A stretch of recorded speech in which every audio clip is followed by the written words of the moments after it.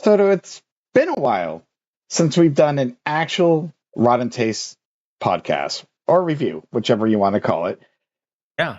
And I know with our new channel, we're like, we just don't want any restrictions anymore. We're like, we just want to enjoy the films and talk about the films. So today, we're talking about a movie that came out 40 years ago, exactly 40 years ago. I didn't even realize it. 1986, the Yep. film Short Circuit, Soto. Yeah. Uh, Oh, yeah. this Fucking iconic. it is iconic. It was a movie that was always on HBO. I remember watching this time and time again with my family, and I loved it. So true. And I'm happy that we got to relive this. But Soto, when we were talking about movies that we should do to get us back into the swing of things, this was the kind of the front runner. So tell Yeah. me why you personally wanted to do this film. What did Short Circuit mean to you in your childhood? I mean, I've never hated this movie, and I still quote it to this day. There are parts that I quote, especially Stephanie Breakfast, which I still say literally to this day, 40 years later. Um, it was just again, like you said, it was always on, and I watched it. It was entertaining, and it had a beginning and middle end that I could get behind. And it was great. There's so many things I want to say about this movie, but just such a big childhood movie for me to see. I mean, geez, I was like 5 years old when it came out, so probably didn't see it really through HBO until like probably 2 or 3 years later. So like we're talking like maybe 1988, 1989.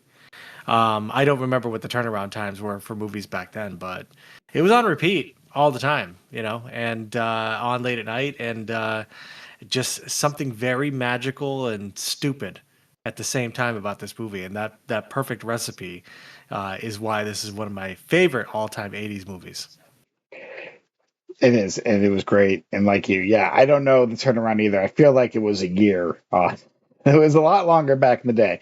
But yeah, Oh my God. Back in the day, it felt like 10 fucking years. I was like, back in the day, I'd be like, oh, guess I'll see that never on HBO. Now it's like, hey, this is in the theater and it's also streaming at the same time. So times have changed. times have definitely changed.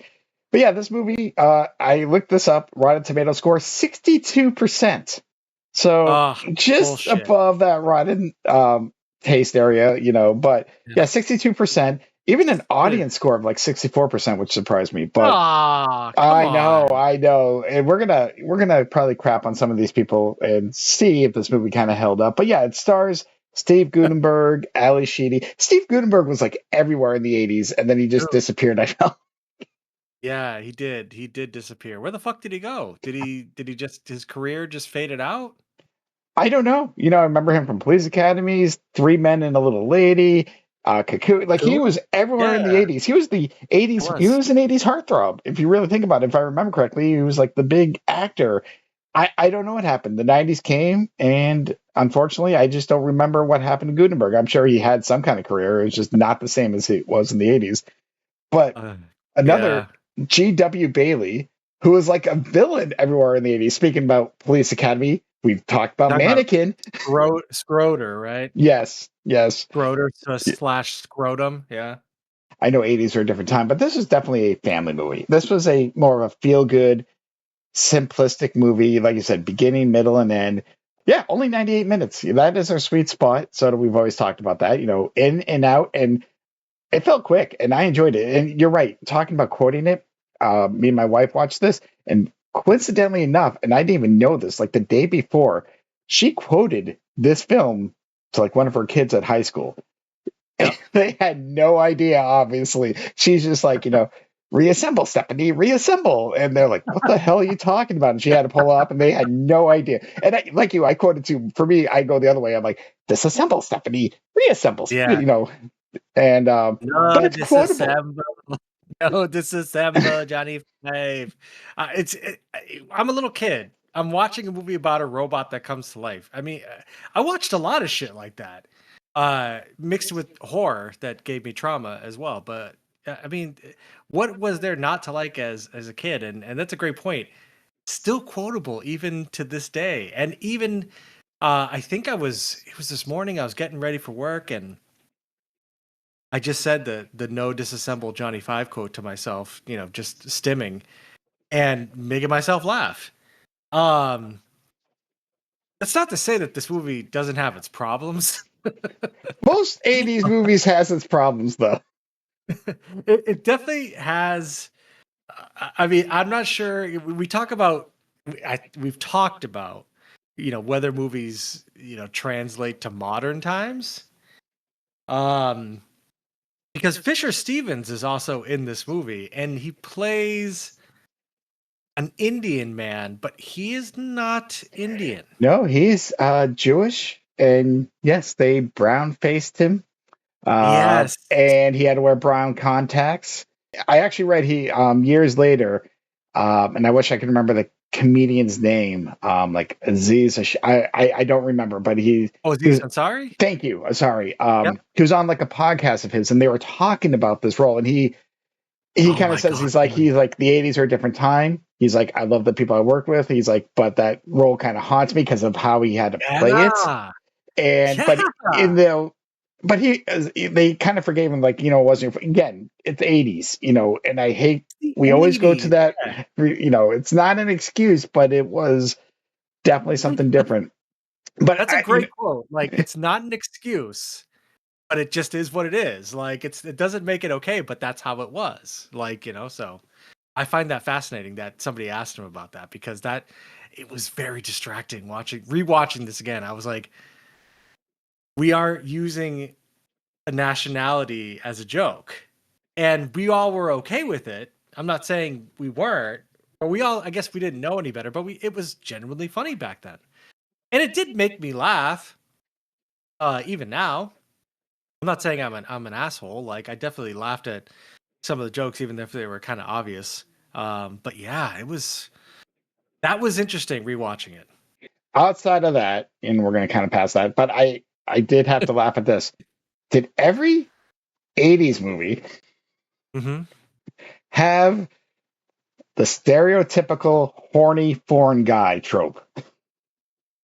Oh, I know, right? Or like the random like gay guy, because we watched Mannequin, right? Yeah, there was that too. There And was that one it was too. just like that was the trope, right? Yeah, it felt like it. I don't know how true it is, but it definitely was something where it was used as comedic effect. I mean, same things happen with every race. I mean, there's movies where, I mean, God, I'm thinking about Rush Hour, and now I'm not saying that Jackie Chan that was racist in any way, but um, I don't know. It was an innocent time, dude. I don't know how else to say it. It was the '80s. It was, it was. So let's get to the movie a little bit. So this movie starts out. We're seeing like a military exhibition, how these Yeah, robots can just basically blow up tanks, blow up people, yeah, explosions, and we're like, dang. And military. like you, Yep. when we're like kids, and we're like, oh my god, we fucking love explosions as kids. Oh yeah, I'm Um, in a GI Joe. I'm like, yeah, military. Let's go. and we learned that these robots cost like $11 million, and then obviously all these people are watching it, and That's I'm for just watching big. it. Yeah. Everything at this place, it's like robotic. Like Mhm. robot bartenders, robotic this, robotic that. I'm like, damn, is this The future. is this the future? The answer is The no, but future. I don't know, man. I've seen some of these current robots. I just think it's interesting because the beginning of this very much reminded me of some of the AI stuff that's going on right now. And how the military is using AI. Not as heartwarming as Johnny Five, of course, but I was like, I was surprised by how topical this kind of AI thing was going on. So I actually was like, so obviously as a little kid, I loved it because it was super cool seeing robots shooting lasers and everything like that. But rewatching it, I was like, this movie's not too out of left field. yes, Yes. it starts thunderstorming. They're loading the robots in, and Johnny Five's too close to a generator as it gets struck by lightning. And obviously, Well, he somehow, because that's story reasons, as we like to say, reasons, lightning reasons. lightning reasons, but his memory is kind of wiped. And then he's kind of just thinking on his own, which obviously the Yeah. whole thing is like they just run programs, and then he kind of comically gets taken off the base and ends up at Ali Sheedy's place, where she just runs basically a home for any lost, abandoned, whatever animal. and that's how she's Also, introduced. but also a food truck. Yeah, yeah. That She sells has to have a snacks. job. She does. And how did she? Was that her house? I was confused about that because I was like, how can somebody with such a shitty job afford a house like that? It's the '80s. House market was definitely a lot different in the You can '80s. buy a Okay. house for $20 and a handshake in Oregon, right? Like that's where this takes place. Yeah. Yes, you didn't have to work weekends. You just needed. Yeah. Again, we won't get into the housing market, but yes. Yeah. So obviously, Johnny Fives goes into her food check. We meet actually the kind of abusive ex-boyfriend who's just trying to Yeah. take all this money. Blah blah blah. But then obviously she Mhm. finds Johnny Five, and this is where it's kind of weird. Like she thinks he's an alien. And I guess Yes. when I was a kid, I was like, oh yeah. And now, thinking about it, I'm just like, man, that looks as robotic as it comes. Now, Soda, we've seen a lot of movies, and I Yeah. know Now, like we've seen some shit in the last 40 years. I'm not talking about us, but like, how does Ali Sheedy confuse a robot or an Yeah. alien? Yeah, it's just the way it happens. It's just the way this movie unfolds. But yeah, Well, obviously she brings him to the house to give him input. Everything's input. He's trying to learn things, and input, yeah, input, input. input. Yep. So Yep. And he reads the book really fast. I remember that as a little kid. I was like, oh, whoa, that's crazy. why can't we read that fast? Reading's Reading books, hard. keeping like encyclopedias in your house. What a concept. And then just the idea of commercials and TV and how it'll rot your brain. Which Um, I laughed. He got yeah, of course. annoying, and she turns on the TV for him like a child. She's like, I don't know what to do anymore. Here, watch this. Right. Which then leads to his whole Three Stooges and his personality, and he's raised on American commercials. And just quotes them and just remembers them. Yes. I've not seen this film in God knows how long. All right. I'm talking about from beginning to end. And even though I've recorded it, because we talked about it's been on all the time, but I was trying to remember, On your Soto, the rotation. last time I watched this. And I Yeah. feel like it's been 20, 25 years. Oh, it's probably been like that for me too. But I mean, I've never forgotten it, because I just think about it. I mean, of course, rewatching it, there's things I'm like, oh yeah, okay, that. But I mean, this movie, rewatching it, I was just like, it was like hanging out with an old friend. She realizes he's a robot. She finds out it's from whatever place, and she calls the Nova. Nova. Thank you. And then we get the infamous Nova. scene, one of the infamous scenes that I think a lot of us quote, and I think I talked about. And he's hopping up and down, with the Yeah. grasshopper, crushes the grasshopper, which is kind of sad as a kid. You're like, oh, whatever. And then they reassemble, and he puts together that disassemble means death, and he knows Nova's coming to get him to disassemble, and he doesn't want to Oh, die. yeah. That was kind of Teaching kids heartbreaking. about death, man. Teaching kids about death in a very realistic way. I mean, I will say this about the Johnny Five, puppet, I guess, or robot, whatever. It's like that. You can express a lot with just your eyebrows, which is what he really was doing, or his eyes popping out of his head and everything like that. I mean, I feel like Wally looks a lot like Johnny Five. Yes, Um, 100% a it's miniature it's a version of lot him. of that. Like, it's just such a big eyes, expressive eyes, and then teaching kids about a very simple concept of being alive and being dead it's got a great message hidden under there in its stupidity. Kind of the saddest part is when I think she starts believing him that he's alive, and they meet at Yeah. that place, and the army comes, or whatever, the security, Nova security, whatever you want to call it, and starts Yeah. gunning him down, and he's crying for Stephanie, and you're just like, damn, because who's to say Yeah. he's not alive? Yeah, as kid, we believed that he was alive. What What that is is being life. alive? What exactly? This movie asks you that question. What does it mean to be alive? I sound like I'm talking about some sort of Martin Scorsese movie, but no, in fact, I'm talking about Short Circuit. What does it mean to be alive? Johnny Five is alive. So I don't know. I feel like I got a lot of good life direction from this movie. And if I could just ask you a question Yeah, go ahead. from a sexual chemistry standpoint, do you feel that there was more sexual chemistry between Stephanie and Johnny Five or Stephanie and the Goot? Well, all right. First of all, nice software. Yeah, So yes, I think it. Yes, because here's the thing. The the I answer is will admit yes. no, because here's the thing. The Gutenberg Sheedy, there is something off about that chemistry between the. It's I'm being honest, and I think it just was just forced. because the Not beginning, organic. it wasn't organic. Well, the beginning part kind of was. I don't Hmm. know where it went off because when she thought he was betraying her and stuff like that. Basically, Yeah. I'm getting to the end, and then all of a sudden he tells the joke wrong, and Yes. kind of comes to his own conclusion real quick, like, yes, Johnny is alive, and then they kiss, and I'm like, no, no, Yeah. hold on, it just No. it was just plot for 80s to get them there, get them together. It started off fine. I don't know where it went wrong though. It was not believe as a kid. Probably didn't care. Just like, oh, this is what happens. Man, women fall in love in movies. This is what we Oh yeah, I know. didn't question it. I didn't quite. I was like, yep, makes sense. Yep, yep, yep. But looking at that now, I'm like, yeah, and it just did not feel like you said organic. It did not feel deserved. But this movie isn't about love interest. This movie is about Johnny Five. If you really look at it, he is the star of this movie. It did not even matter, Gutenberg, Ali Sheedy to a point. You Dude, could almost put other people in those roles. The Goot did not need to be there. He felt out of place. I do like Steve Gutenberg. I like a lot of Steve Gutenberg movies, but this just didn't feel natural for him, especially after seeing him in like police academies and stuff like that, where he plays more of I'd say a macho guy.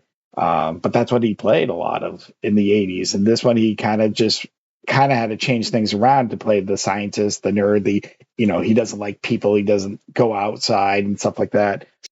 I mean, Yeah, I really, the Bee Gees scene, More Than a Woman, with Johnny Five and Ali Sheedy, which I don't know when Breakfast Club came out, but she's probably riding that high from Breakfast Club, because she was at her crazy eyed best, I think, in this movie. mhm. Um, yeah, no, that was a great scene and it was awesome. I was like, where is this go? I was like, did I not ever realize that there was kind of this weird like, does Stephanie and Johnny Five have a crush thing going on? And then they added the Goot thing, which I guess makes more sense. So we get to the end, and obviously Stephen Gutenberg, Norman is trying to figure out, if he's alive because he doesn't believe him. Machines aren't real, and he's trying to all these little tests, questions, quizzes, and then yes, as I said earlier, he does a joke. He did screw up the punchline because even as a kid, I thought I'm like that joke doesn't make sense. And my dad kind of explained what the correct joke was. I'm like, okay, so but obviously I it's never for got it. plot reasons. And maybe he screwed up, and it just they're like, we can't do a third take on this. We're just going to use this. Say the line. I think I screwed up the punchline. You So, know, at the end, everything, there's like a nice little twist there. I guess I don't know why I'm protecting spoilers, but you think that Johnny Five is dead and then he's not. And then uh, Steve Gutenberg or is it Norman is his name? I just call him Crosby, the like Goot. it's something Crosby. Crosby. Thank you. I Yes, feel like Crosby. Crosby. Yes, that's exactly what it is. But so Crosby and everything works out, and they think Johnny Five is dead, and Crosby gets fired. Right? yeah. He gets fired from his job at Nova. Right? So Well, he no longer works hold at on. Nova. Correct? Oh yeah. Everyone's getting fired from Nova. I think. Yeah, Okay, that's no, right. but they said that he got fired at Nova, and they're like, "Oh man," like even Stephanie's like, "Oh, I'm so sorry you lost your Yeah, job," right? yeah. No, Okay, so he yeah. loses his job. He's been fired. Very clear that he no longer works at Nova. Okay, so if he got fired, why in the The fuck did Nova he get truck. to keep the van? So it's funny you mentioned that because I thought that too. Because I'm like, to a point, I wasn't thinking the fire thing. I'm just like, they own that truck. Why did they take it? Why Why did was he keep it? He got to keep the van with no questions asked. I mean, sure, it was in rough shape, but he just drove off with it. It's he not did? registered to him. He doesn't own it. That's a I, stolen vehicle, as far as I'm concerned. well, it was a stolen vehicle to begin with. Because even his boss, I True. forget his name, was like, hey, he knew and he drove off. I mean, you know what? I do not have a very good explanation, and I did laugh because again, like again, plot reasons. He had to be in the truck with all the spare parts and stuff like that. And he Of built that thing course. robot way too fast. I know he can do things fast, but I'm like, But Yeah, it was anyhow, established. obviously, it's just create a happy moment at the end. But yes, I always remember. I think I remember the first time I saw that because obviously, if you don't know the ending, you're a little sad. You're like, "Oh no, Johnny Five got blown up." Oh, and you're kind of sad, and everyone's Yeah. celebrating, and then obviously the big surprise at the end, and just he's like, "Yeah, I'm going to go up where I have." But that going back to the love story, this is I think where I realized the problem because I'm like, okay, yes, they kiss. He's like, I got whatever 40 acres of my dad left to me, blah, blah, blah, conveniently. And she's like, how do you feel about animals? Like, she's ready to move in with him. Like, Yeah. they're going to start a life together. I'm like, Yeah. oh, you've With had Johnny one Five. kiss with Johnny Five, their child now. Yes. Their child is Johnny Five. Yeah. And it all happened so quickly. And I'm like, 40 acres. Wow. And I was very interested in where the story might go. Yeah, we never know because we got Short Circuit 2, which had nothing to do with those characters. He gets sent to New York Oh, City with the yeah. stereotypical foreign guy who's not Indian, who's Jewish. Which, by the way, I forgot to Um, mention this. So, yeah, you mentioned it was Fisher Stevens. He was actually let yeah. go from that at first, um, that job. And it was supposed to be Bronson Pinchot who was going to play that part. Oh, But then he took Perfect the Strangers. role of Perfect Strangers. Correct. He got that role. And that was more, and so Oh, he went to do that. So they rehired Fisher Stevens. So just a little fun little tidbit, whether that's fun or not, I don't know. But we were talking about him. So, um, but that's interesting. Yeah. and the only other interesting, there was going to be a third Short Circuit. There was where Johnny Five goes to college. They had a script in '89, Oh and my the following God. year they're like, this script sucks, and everything was just canned, which is probably for the better because Short Circuit 2 was horrible from what we remember. I don't remember that much. I still think we need to talk about this, which we'll get to, but let's finish off Short Circuit. But yeah, so you look, this is just what it was meant to be, especially what 80s movies were. Because again, Mhm. if they did this today, a lot of things would change. Obviously, you would have to. Yeah, I mean, we've seen a lot of AI, a lot of robotic stuff. You know Mhm. what? I mean, but this fits the 80s. This is where it needs to stay. It was just good. It was just wholesome, good, fun. And we've seen some of these movies which are very questionable. Like, oh my God, we probably shouldn't have seen that or seen the scene. Yeah. And the most questionable thing, really, in Short Circuit, like you said, is does the robot and Stephanie have a little bit of a love interest? Which again, they There's a don't little bit of release. a They there's a don't take spark it the there. Howard the Duck way. Don't worry. Um, Uh, they don't. But it's just like, oh, whatever. It's just. But it was just good, Soto. It was just fun, and even yeah, after it's watching it, good. I was happy. And isn't that what It's movies? When you're watching these comedies, you're supposed to be happy at the end. We were happy. yes. I was very happy. It's very digestible. You put it on. I will say this, a little long for me.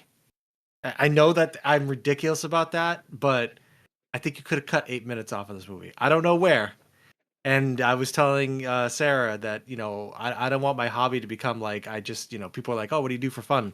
It's like, oh, I try to see if I can cut 8 minutes off of Short Circuit as a hobby. But I think 8 minutes would have been good. I think it went on 8 minutes too long, in my opinion. Well, I'll And go ahead, finish up. well, and I also want to say this, okay, before we wrap up. I always appreciate end credits that are not bloopers, but they are highlights of the movie that I just saw. They're In like the case you greatest forgot. hits of the scenes of the movie that I just saw. You're now showing me the greatest hits from that movie, and I was very appreciative of that. You know what? I'm going to put a little pressure, and no one's listening anyway, so you don't have to worry. But if this video gets 20 likes, we're watching Short Circuit 2. That is what we're doing. 20 likes? Okay. I I will won't even handshake promote it. I won't even pad it. I'm not even going to be like, hey, go like this. So we have to. I think we should have seen it just to see how bad it is, but it's okay because I hear it's bad. 20 likes? Yeah. And yeah, I'll handshake on that. Like, and I'll handshake like on the Dutch and Dylan version, where it's like, you son of a bitch. Yeah, Uh, showing off the muscle, the handshake that's not a handshake. yeah, the Like we got gayest to show handshake off our in the history of muscles like handshake. this. Yeah, it's so much homoeroticism. But I will take you up on that 100%. I will watch Short Circuit too. There is a scene that I'm not looking forward to because there's a scene where he gets like cut up by axes and stuff that I didn't really like. I found disturbing. Um, But yes, I'll take you up on it. I know he ends up being solid gold towards the end, so that might be worth it. Yeah, I don't remember too much. You remember more than I do, it seems like. And I know it was always on because I saw it quite a few times. So I just don't remember. The short circuit Anyhow, of 50. if you made it to the end, just tell us what you thought of Short Circuit. What were your favorite parts? And should we Yeah, review Short Circuit too, or should we stay away from it? Let us know. Let let us us know. know.